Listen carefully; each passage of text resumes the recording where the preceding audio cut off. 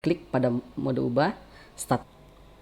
Pada tutorial kali ini saya akan menjelaskan bagaimana caranya membuat assignment untuk grup atau membuat tugas kelompok dan mahasiswa menguploadnya secara per kelompok. Langkah yang mesti diingat untuk merubah course atau menambahkan sebuah aktivitas pada mata kuliah ini yaitu dengan cara menghidupkan dulu mode ubah atau mengaktifkan mode ubah. Klik pada mode ubah, statusnya sudah aktif. Selanjutnya kita lihat pada tentukan pertemuan berapa yang akan ditambahkan tugas kelompok. Sebagai contoh misalnya di sini di pertemuan 2 akan ada tugas kelompok. Kita tambahkan sebuah aktivitas. Klik pada assignment. Klik pada tombol tambah, akan tampil halaman untuk membuat assignment baru. Kita tuliskan di sini misalnya assignment name-nya tugas kelompok pertama.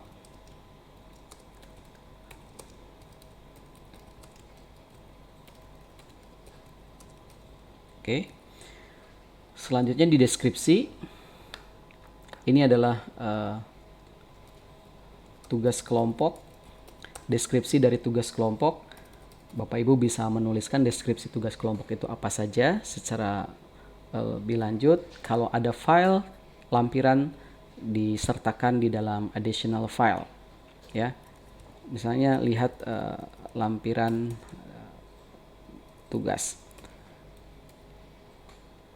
Kita akan menambahkan, ini tampilkan di halaman kurs.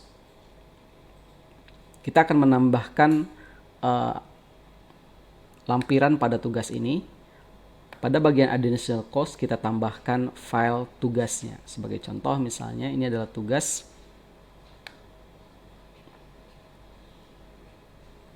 Kita masukkan ke additional file ini. Simpan. Selanjutnya untuk availability kita juga setup, izinkan kiriman dari mahasiswa itu dari mulai tanggal berapa sampai dengan tanggal berapa due date-nya. Cut off date-nya yaitu bisa kita aktifkan atau tidak. Kalau misalnya diaktifkan, maka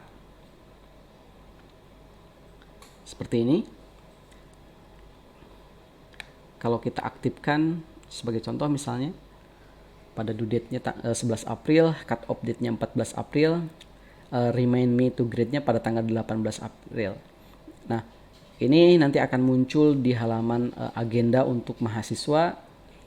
Cut off date dan remind me to grade ini nanti akan muncul di halaman dosen. Ini show di deskripsi, ya, tampilkan di deskripsi untuk lebih jelas. Selanjutnya untuk tugas kelompok biasanya pengiriman berkas, ya, pengiriman berkas itu bisa klik centang di pengiriman berkas, di teks daring juga bisa. Untuk kalau hanya tulisan-tulisan saja si mahasiswa tidak perlu untuk mengirimkan berkas. Untuk batas katanya bisa kita aktifkan mau maksimum berapa kata yang dimasukkan, mau 3.000, 5.000 kata terserah. Nah, ini misalnya mekanismenya hanya pada pengiriman berkas saja. Ya, tipe berkas yang diterima kita tentukan apa. Misalnya kita hanya satu berkas yang diterima pada sistem ini adalah file.pdf saja. Maksimumnya berapa? Feedback type-nya kita default-kan saja. Kemudian submission setting-nya ini membutuhkan mahasiswa untuk klik submit, ya. Tidak juga tidak masalah. Jadi perbedaannya terletak pada ada tidaknya tombol submit yang ada di dalam halaman mahasiswa. Kalau mahasiswa sudah upload tetapi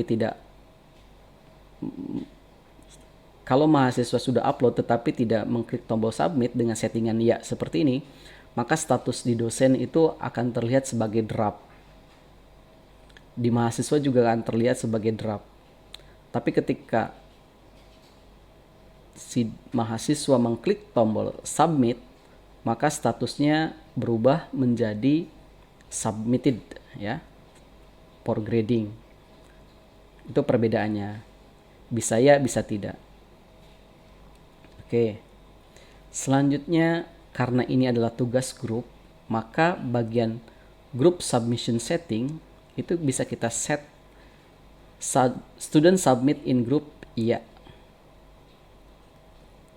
Perhatikan. Ini ada beberapa settingan tambahan karena kita mengaktifkan opsi ya pada student submit in group. Require group to make submission, ini kita iya saja.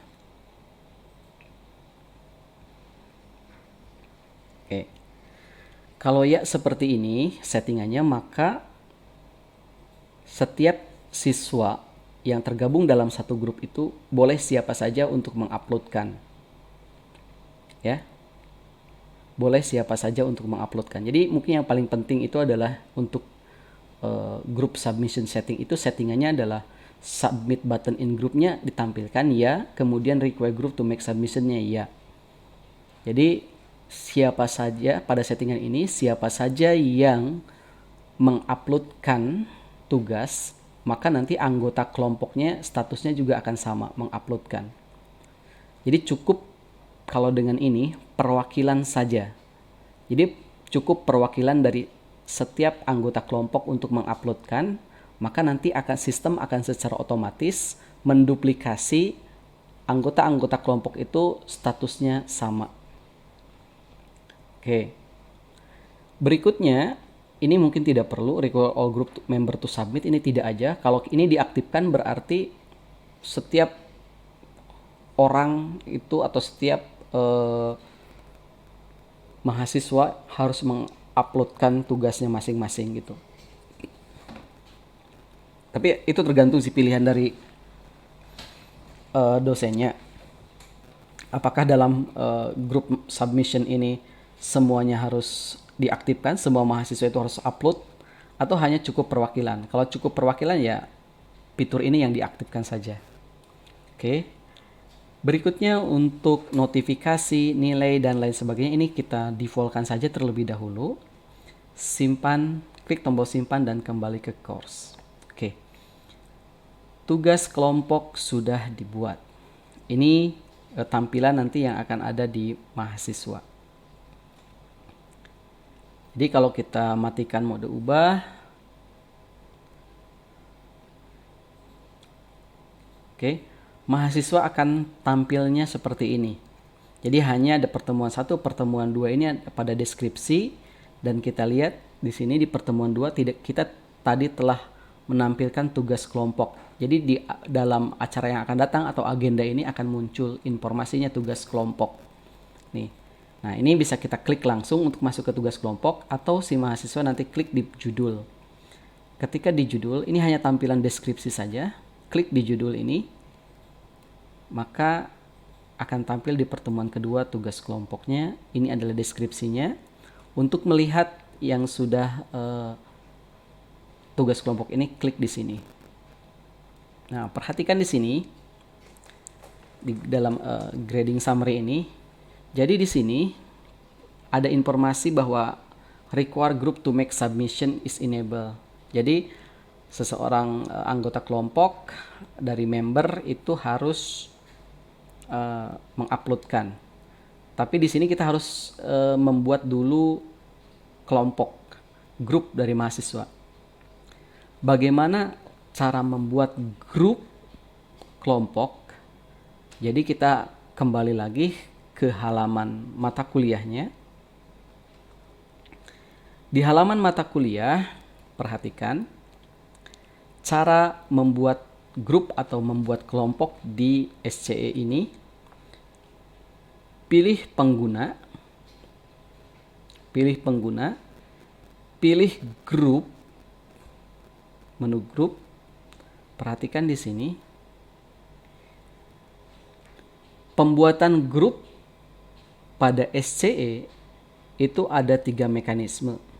Yang akan saya jabarkan sekarang itu adalah cukup 2 saja, yaitu kita membuat grup secara manual atau melakukan auto create group. Oke. Jadi di sini ada ada informasinya ya. Membuat grup, kalau ini adalah membuat grup secara manual, kalau ini adalah auto create group, ini membuat grup secara otomatis, ini adalah import group. Oke, perhatikan informasi untuk auto create group ini. Jadi untuk auto create group ini harus dipastikan bahwa benar-benar semua mahasiswa yang masuk ke dalam mata kuliah ini adalah mahasiswa yang terdaftar. Jadi tidak ada mahasiswa penyusup ataupun mahasiswa lain. Jadi benar-benar harus terdaftar. Ini memang dengan mudah kita tinggal klik auto create group, kemudian perhatikan di sini penamaannya, misalnya grup 1, 2, 3 gitu. Ini akan secara otomatis auto create based on number of group atau member of group. Jadi kalau misalnya jumlah dari grupnya misalnya 3 ataupun 2, jadi nanti setiap grup yang dibuat itu akan berjumlah 2 orang. Ini akan otomatis diacak oleh sistem siapa saja yang masuk ke dalam grup, itu nanti kita tentukan. Oke, pengalokasian membernya. Jadi grupnya misalkan member dari setiap grup itu adalah 2 orang, setiap grup itu adalah 2 orang. Kemudian member untuk grupnya itu akan ada siswa di sini. Ini siswa. Selanjutnya alokasi members. Itu random atau sesuai dengan alfabet atau sesuai dengan ID number. Mungkin untuk lebih umum kita gunakan random. Ya. Kita gunakan random. Nah, kita lihat di sini. Ini nanti akan diacak. Klik pratampil untuk melihat informasi saja. Misalnya ini contoh, ini grup A, grup B. Usernya cuma 1 gitu kan. Jadi di sini ada 2 grup. Jumlah membernya 1-1. Ini sampel. Ini sampel saja.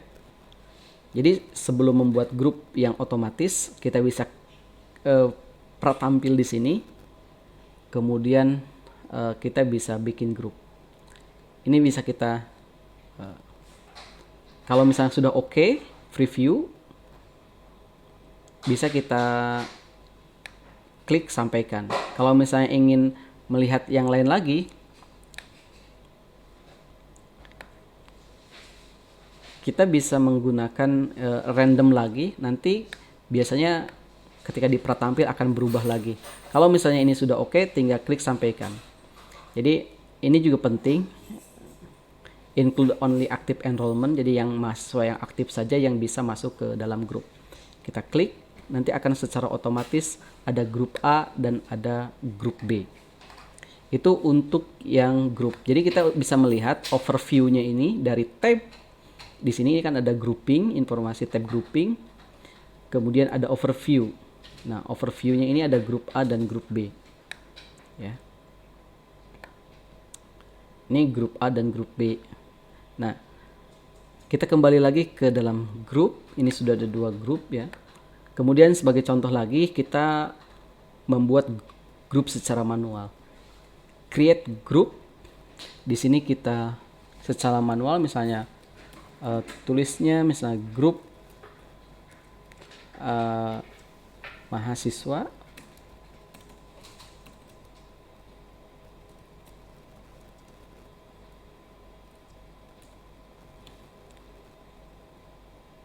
Diusahakan ini nama grup ini unik untuk setiap mata kuliah. Baiknya sih misalnya pakai kode mata kuliah apa, nama grupnya apa. Karena grup ini bisa digunakan di semua sistem itu untuk penamaan nama grup ini.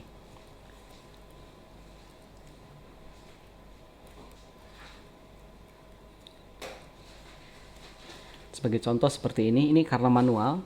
Kalau otomatis tadi akan grup add, itu kan otomatis. Grup deskripsinya apa. Untuk masuk ke dalam grup ini apakah perlu enrollment key atau tidak. Ya, kita tidak aja. Jadi kita bisa masukkan simpan grup. Perhatikan di sini. Ini sudah ada grup PKP A sebagai contoh. Kita sudah membuat grup. Jadi kalau misalnya kita ingin membuat 5 grup, ya kita bikin grup A, B, C, D itu secara manual. Perhatikan bagaimana caranya kita menambahkan mahasiswa kepada grup-grup ini. Kita sorot grup ini, lihat di bagian bawah. Ketika kita klik di sini, nanti akan dilihat di bawah member dari grup ini 1. Nah, ketika ingin menambahkan, klik di sini. Pada bagian bawah, kita add remove user. Kita tambahkan grupnya. Sebagai contoh, kita ulangi. Pilih pada grup yang ingin ditambahkan. Klik di sini. Di bagian bawah, klik tombol add remove user untuk grup PKPA ini. Klik add user. Selanjutnya kita tambahkan nama-nama mahasiswa. Kita bisa double select ini yang mau ditambahkan ke sini. Tinggal tambah. Nanti akan muncul di sini nama-nama mahasiswanya. Selanjutnya kita bisa back to group. Oke, perhatikan. Di sini di grup PKP sudah ada 2 member. Ini menandakan 1, 2, ini 2 member. Jadi kita lihat di sini ada member daripada grupnya. Oke, itu untuk pembuatan grup, berarti grup sudah selesai. Setelah membuat grup, mari kita lihat informasi dari pengguna. Kita bisa lihat di sini di pengguna terdaftar. Kemudian kita lihat di sini ada informasinya. Si A, si B-nya itu ini masuk grup A, ini masuk grup apa, masuk grup apa. Jadi sudah terinformasi untuk grup-grupnya. Nah, setelah grup ini maka si mahasiswa bisa melakukan upload tugas dengan secara grup. Untuk upload tugas cukup dengan settingan yang sudah kita buat tadi, berarti hanya cukup 1 orang daripada grup itu yang menguploadkan tugasnya saja. Untuk penilaian sama, kita tinggal klik di sini. Ketika dinilai, kita memberi nilai 80 misalnya pada mahasiswa A untuk grup A, maka semua anggota grup A akan mendapatkan nilai yang sama 80. Itu di 80 tinggal simpan perubahan dan bisa nilai mahasiswa berikutnya. Demikian tutorial bagaimana caranya membuat tugas kelompok. Terima kasih atas perhatiannya.